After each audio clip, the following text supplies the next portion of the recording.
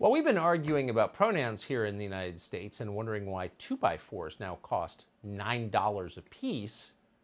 There's real drama unfolding in Europe. Tensions between Ukraine and Russia are the highest they have been in a very long time.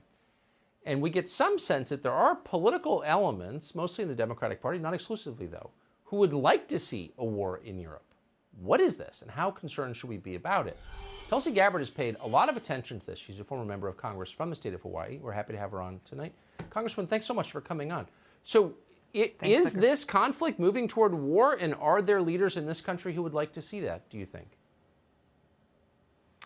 It is moving in a very dangerous direction, and the question for the American people is, are we willing to go to war with Russia on behalf of Ukraine?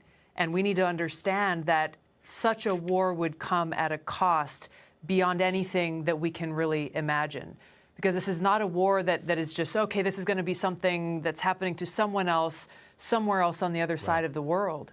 No, this is something that will directly impact me and you, Tucker, every single one of your viewers, and all of our loved ones. And this is a war that is not a game. It's a war in which there are no winners, because you've got, thousands of nuclear weapons that the United States has aimed towards Russia. Russia has thousands of nuclear weapons aimed towards us that could hit any town or city in America in less than 30 minutes and exact a cost upon every one of us that would result in excruciating death and suffering beyond comprehension. Hundreds of millions of people dying and suffering, seeing their flesh being burned from their bones. This is something that you can't really imagine, and it's a cost that we will all pay. Why in the world would we ever contemplate going to war with Russia, honestly? It is one that we should not do for those very reasons. Yeah. If you look at the impacts of what a nuclear war brings, it really brings about the end of the world as we know it.